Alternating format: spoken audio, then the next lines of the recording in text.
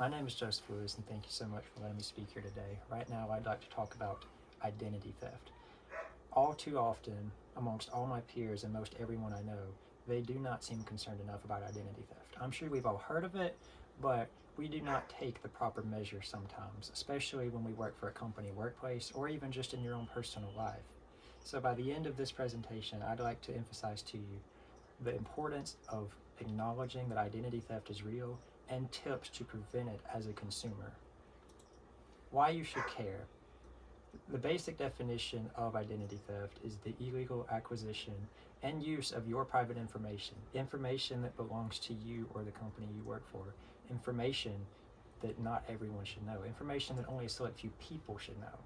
According to Louis D. Nicola from Experian, there's two different forms of identity theft. There's the thievery, and identity theft will actually collect your information and sell it to a buyer, into which that buyer will then collect it and use it like they are you, online or in person. As far as any online place is concerned about, they have that information, that's you. Any kind of online payment they make shows up in your mailbox if it's your information. They can even pull you over, they can get pulled over, and they can show your identification. Any kind of speeding fine or jail sentence or court summoning can go straight to your mailbox. So first, now we need to identify the different types of identity theft. According to Ameriprise Financial, there's three common types of identity theft, and that's financial, medical, and online. There's more than this, but according to this website, this is the three main types. For financial, they can pretty much gain access to your financial accounts, your debit card account or your debit card number, your credit card number, any bank account, any kind of online account.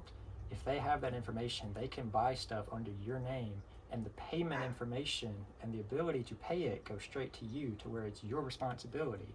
And they can also even gain access to your tax records, where they can then get access to your tax refunds, where it all goes straight to them. Because as far as any online place is concerned, or even an in-person place like a bank that does not know your face that well, that was you. And then it goes straight to them, or the payment goes straight to you that you're supposed to make. It's also medical. They can go to a doctor with your card and your information, and they can go there for anything, for prescription drugs, a checkup, or any kind of broken ankle or injury, or even just a financial report or claim. That payment billing information will go straight to your mailbox or your online account, and it's your responsibility at that point. All payments become your responsibility.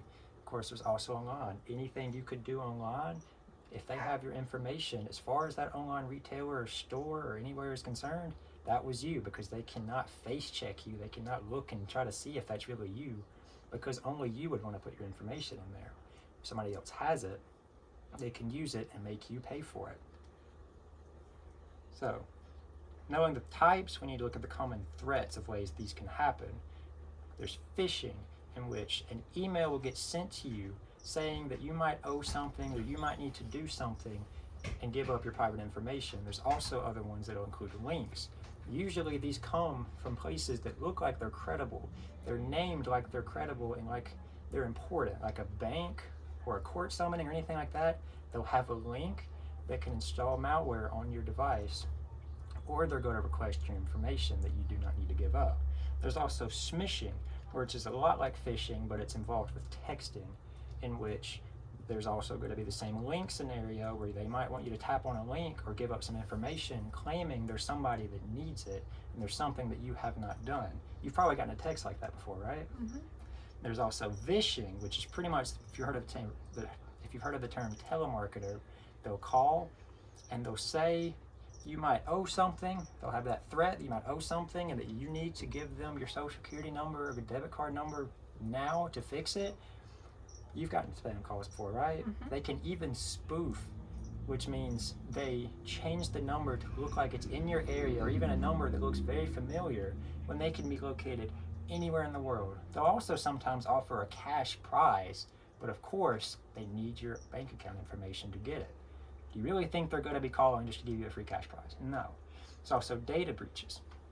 This is a lot more broad term, but it pretty much just means the intentional or unintentional breaching of your data online, in which anybody can see it Anybody can access it, anybody can use it. This can be online or offline. I mean, there's literally dumpster diving. You've heard of dumpster diving, right? Yes. Yeah, it literally means they go in the dumpster and they try to find free stuff. Usually it sounds kind of wholesome and cool, but if you have a tax record in there or anything like that, they can grab it and they can use it and become you in a way.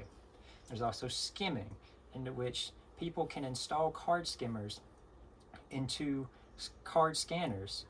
You can take these out, but if you don't notice it or don't realize it soon enough, once you insert your card in there, they can scan your number and they can use it online or in person, just like it's you.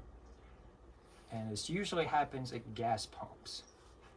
Knowing all this, there's also ID Watchdog's website to where they include even more common threats of identity theft. If you want to check that afterwards, there will be handouts after this presentation. Knowing all this, it's very common and it's very easy for these scammers to do this sometimes. We need to look at ways of how to prevent it. Always use strong and unique passwords. You've probably heard of this since you were a child. Include capital letters, include numbers, include symbols. Make it weird, make it crazy. Just make sure you can remember it somehow. Always, I mean, not everyone may recommend this, but I would always enable two-factor authentication, because even if they gain your password, your crazy strong password, they still can't access something as long as that's enabled. You can instantly click no, that's not me trying to log in, and whatever account that is, whatever website you're on, it'll get locked out and nobody can access it for a little bit, and then you can report it, and then there, it's done. No money stolen, no assets stolen, no good name gone.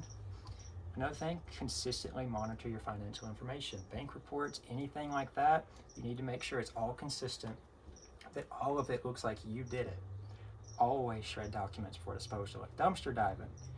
If you throw it away, odds are somebody could find it because people rip through trash. It sounds kind of gross, but they will do it. They can get that desperate. Always safely share online details. Probably don't even need to do it ever if you don't have to. But if it's an absolute must, make sure it's safe. Even more ways, avoid carrying unnecessary documents. I mean, if you've already used it for its purpose, why still have it? Why still give the risk of somebody else being able to get it? Use secure and safe websites. I mean, that should go without saying, but sometimes they can be tricky. Sometimes they can be very minuscule. Sometimes they can be very shady. Look over medical statements is another thing. I mean, anything like this, these scammers will try to slip something in that you may not notice, because we probably don't look at our medical statements near as much as we do anything else, right? Mm-hmm. So if they can slip something in and get money out of you, they've won at least a little bit. Watch out for unauthorized transactions. I mean, again, they'll slip something in that you may not notice. If you can monitor all these kind of reports and banking information, you can notice anything that may not look right. Always act quickly when stolen from. If you've noticed you've been stolen from, you can act now and prevent them from stealing more or getting more information if they don't already have everything. Get it reported, because there are plenty of places, like every bank can lock out debit cards and credit cards and your bank accounts trying to help you. But you may still not gain all your money back. You still have to go through all this time and frustration to go for it. You can damage a company's reputation. So, knowing all this, how will you respond? I really hope that you'll respond by being more mindful. You'll pay more attention to protecting your personal information and making sure that it's all safe, everything looks right, and that you never forget identity theft exists. It's always going to be real, and it'll probably only become more prevalent the more we move into a digital area with more stuff becoming online. Because how many hours spent on your phone? Probably like 2 or 3 hours a day at minimum for most of us, and that's fine. But that also means we're using more online stuff, like putting our banking account information in there, putting it more at risk sometimes. But there are definitely still tips to prevent that. You really need to start building good habits today. Buy a shredder for your company if they don't have one. Buy a shredder for your home to make there no risk. You could even burn this stuff if you have wood heaters, or just light a lighter to it. There's no reason not to. Every bank thing that comes in, make sure you can put it in a binder and look over it, make sure it's all right. If anything ever looks wrong, you can show this to a court person or a bank account person. Show that this is what happened, and the fact there's something different now means something is wrong. These good habits can save you time, money, and a lot of money for your company and its reputation and your good name. I mean, they can even commit crimes as you. So, any questions? No questions. These are my sources. Thank you so much for letting me speak today.